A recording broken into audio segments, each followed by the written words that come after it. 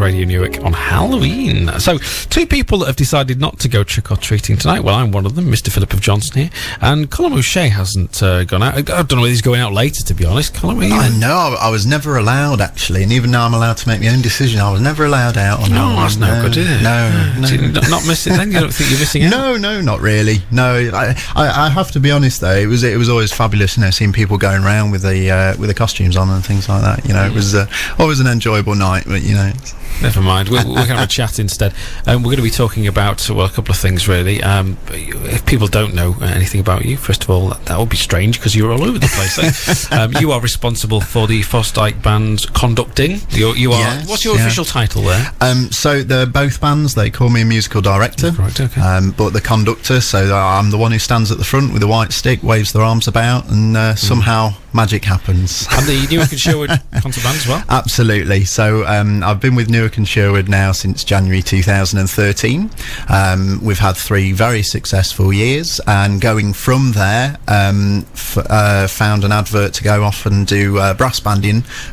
So I'll talk about that in a minute. But the Fosdyke band in May of this year went and auditioned and got the job there as well. So one has led very nicely into the other, and they work very nicely side by side. So the Newark and Sherwood concert band is a wind band. So if anything that you blow to make a note out of, be it brass or woodwind, that's where you want to be coming and playing.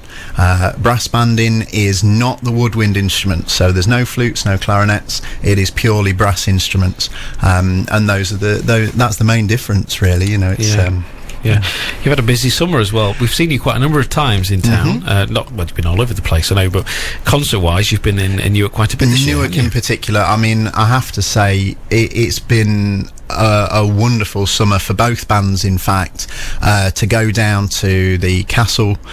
Lovely weather you can never book the weather, can you? But we were very, very fortunate that both times the bands were there. We had fabulous weather there, and what is great about that concert series in particular is it is so well supported by the people of Newark. And it's not nice things that you just choose to say to an audience. The number of times you must hear, "Oh, you've been a wonderful audience," or "You've been fabulous." The people of Newark genuinely are fabulous when it comes to going to those concerts. They are free to go to. They're put on for the people of Newark, by the council. They sort the bands out and they invite us all to go down, and you can guarantee that not only are they appreciative of what they do, they know what they like. They know what they like, and if you do it very, very well, if you do a good concert there at the castle, they do let you know, which is fabulous. Yeah. It's a lovely setting as well to have live entertainment at, isn't it, the castle grounds? It is, yeah, and the bandstand itself, because it's open, you've got the space, because sometimes, these wonderful bandstands that you see in parks all over the place, all over the country, sometimes you ever wonder, did they actually think about putting a band in there at the time? Because, you're almost sitting on each other's knees, whereas Newark is fabulous. The castle set in there is really fantastic, absolutely wonderful, and it's great to come down. We've been doing it for a couple of years now, to go there, and then culminating with that brass explosion at the bank holiday. That really is a true finale. 8 hours of live music, bands coming from all over Nottinghamshire and Lincolnshire and Yorkshire as well, for the whole of the summer, comes together with that fabulous evening that this year, for the first time in the concert band's history, we were asked to be the finale for. There was thousands of people, or what felt like thousands of people, that had all come out of the houses and from across the road and all sorts to see at 10 o'clock at night these wonderful fireworks. We're there playing the 1812 overture, and it was just a great event, and it was one of those very, very special performances that when you look back at the end of a year, or at any time when you look back on what you've done, you go, actually, that really was very special.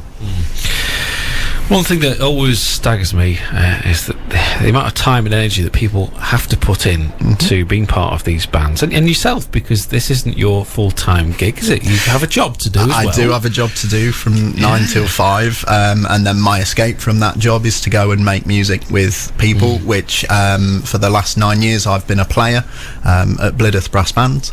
And then, you know, you go forward and you think, okay, well, you know, I want to go off, I want to go and try something new, and that's what I did in 2013. I thought, you know, I'll go and try conducting, and I thought if I just get an audition, that'll be great. So I got an audition, and then they ring back and say, well, we've given you the job. So then you have 3 years of that, learning how to do things, and it's definitely been a huge learning process for me, because, you know, I'm not a teacher. That is not my full-time job. You know, I'm not accustomed to standing in front of people and learning how to talk to people, to try and encourage them, nurture the talent that is there. You know, I mean, it is some people will very often tell you can have a band without a conductor, but you can't have a conductor without a band. And that's often the players that are telling me we don't need the conductor, but you know, that's just but it's fabulous, you know, and it's one of those things where actually you do make fabulous music in all sorts of different styles as well. That's what I like about both the wind bands and the brass bands. You're never restricted to what you want to play. You know, if we did a concert and decide, oh, well, actually, we want to have a singer, we'll have a singer. If we want to go and do a concert and, you know, try and write something that involves having a 5-piece rock band, we could go and do that. No one's ever going to say, no, you shouldn't do that. You know? Well, you know, you're terribly. What's the word? I think whenever we talk, you know, to you, it's. And this is why I think it works so well for you. I think in your capacity as musical director, you know how to do a lot of this yourself anyway, because you do play a number of instruments. You do sing very well. And I love the fact that you just chuck that in. You know, you just think, well, what else can they do? What else can he do? And then you go and chuck that one in as well. And it is great. And I think the other thing is, from the performances I've seen, you know, I don't know much about this as a genre, but I think wood or brass. But I love going to see the performances because you take me on a journey with you. And by the end of it, I've had a great time listening to some fantastic music.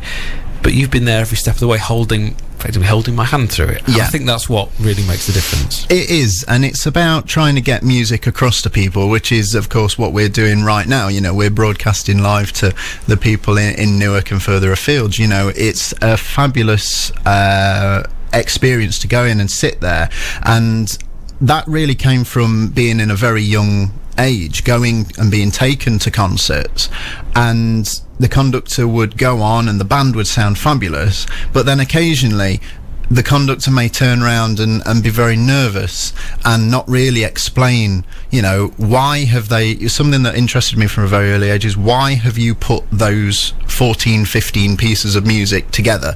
Where's your link? Where's your process?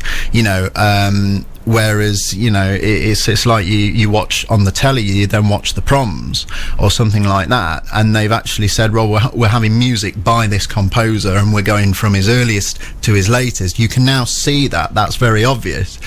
I see my job as a conductor to be that glue that holds that together, that says, okay, we've just played a march because that's a very traditional thing to do. The next thing to do would be to play an overture that shows off the band, playing loud, playing quiet, playing fast, playing slow. That's what you're going to experience. This overture is called yada da da da, and that's it.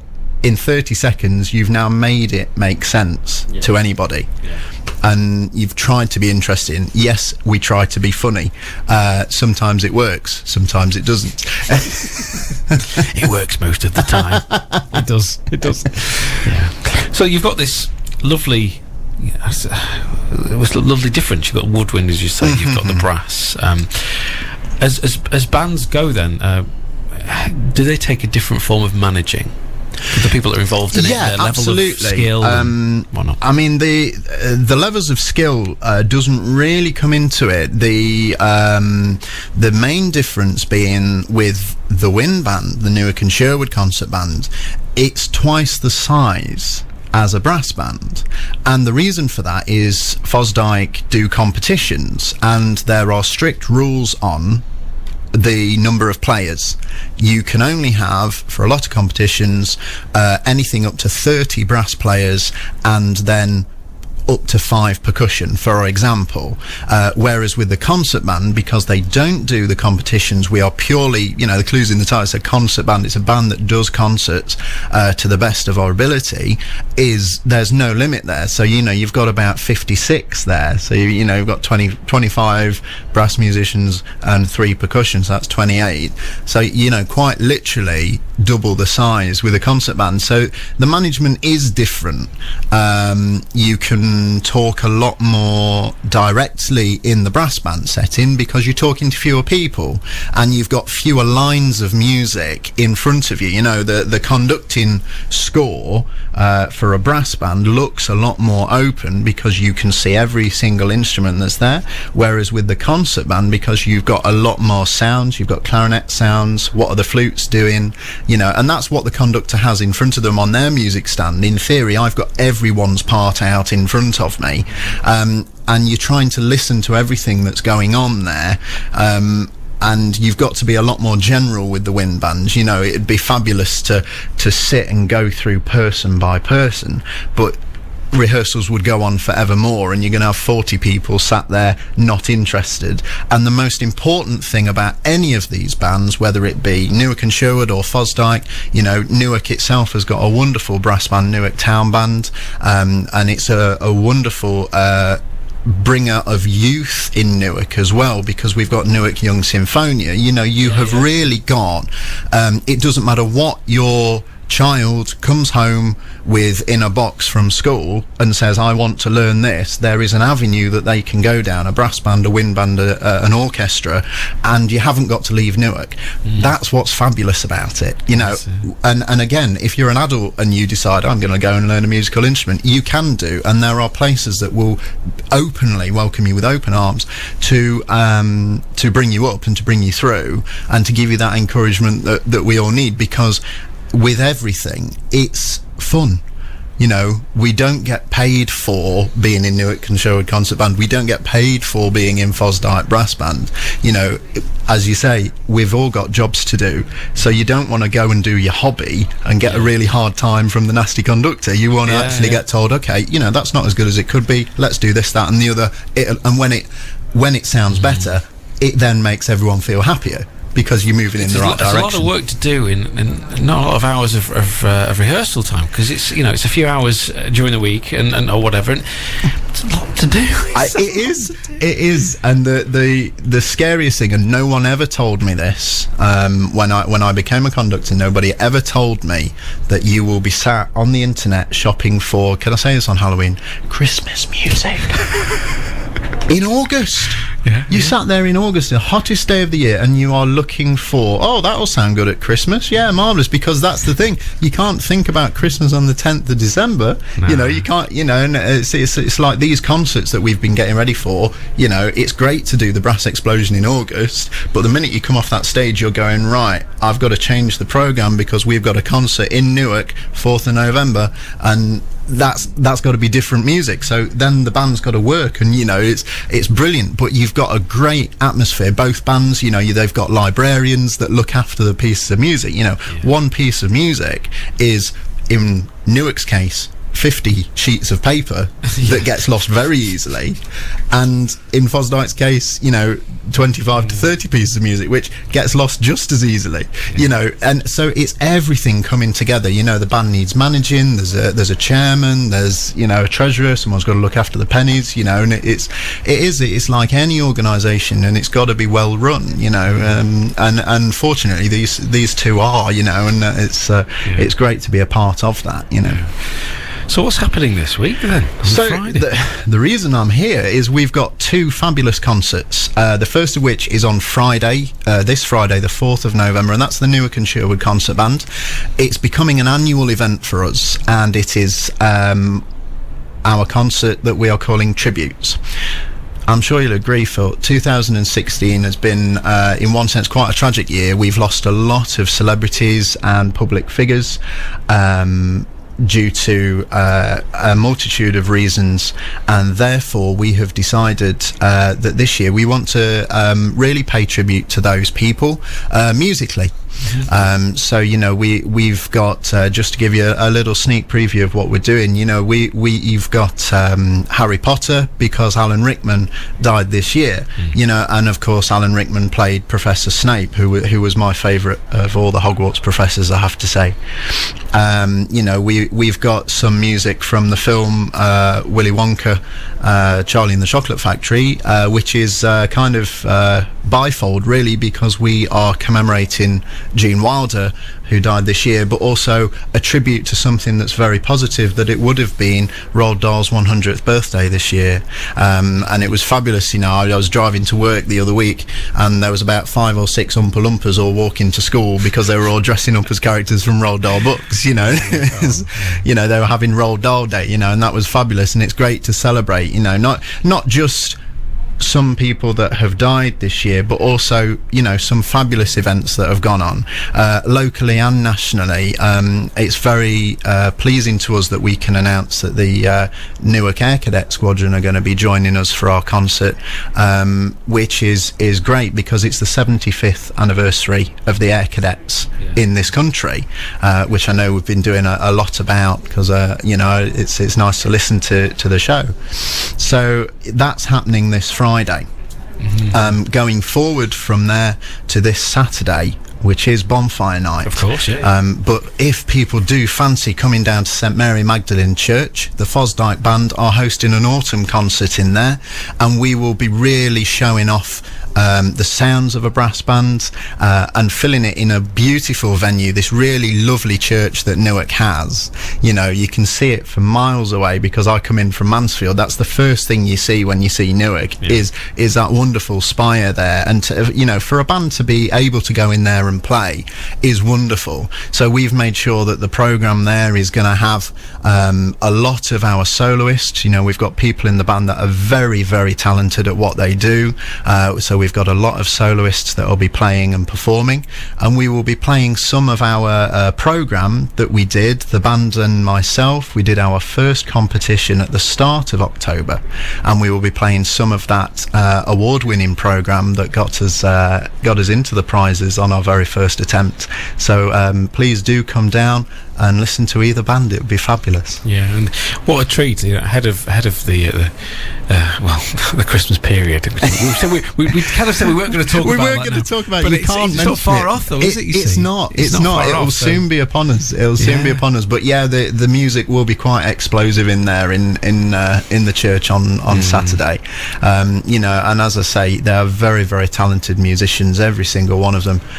Whether it's Friday or Saturday, do come down. You will be assured of an absolutely high quality evening. It'll be great to see. It's absolutely wonderful. And as you say, we're ever so lucky here that we've got these outlets, we've got these bands, these outlets. As you say, kids can come to school, they can pick up an instrument, and there's something to do with it. There's some aspiration, isn't it? It's not just a case of you learn it, because as you say, you mentioned some lovely bands there as well. I know the Newark Young Symphony are working so hard as well, aren't they, on what they get up to.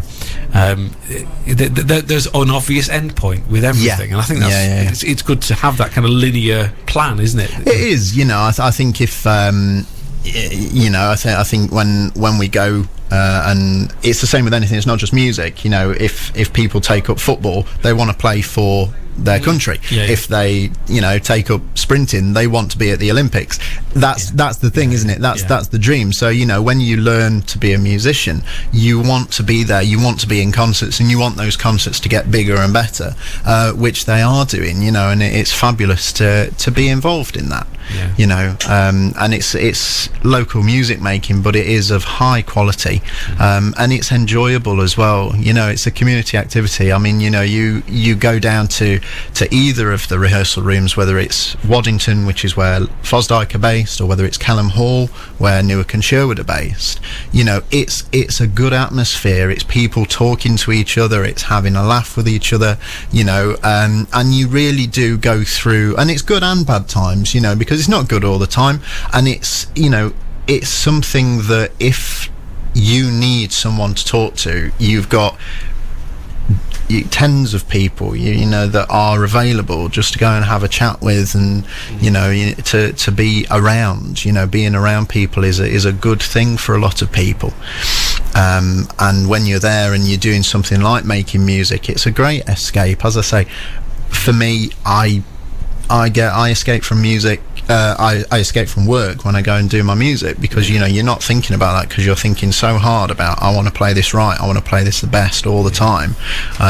It's even easier when you're doing the conducting, because you are not only thinking, what am I doing, am I waving my hands in the right direction, but what's everyone else doing? You know, it's you've always got to have something to say, really, as a conductor. Yes, you're the kingpin, aren't you? You're right in the middle of it, and as I say, you're taking everybody on the journey with you, which that's is what we're trying to. Yeah. Colum, thank you very much. It's always a pleasure. Hopefully we'll see you a bit more next year as well, on the air here. But for now, we'll look forward to Friday and Saturday as well. 2 brilliant concerts here in the middle of our town. Absolutely. Thank you very much. Thank you very much, mate. Thank you. Cheers. Radio News.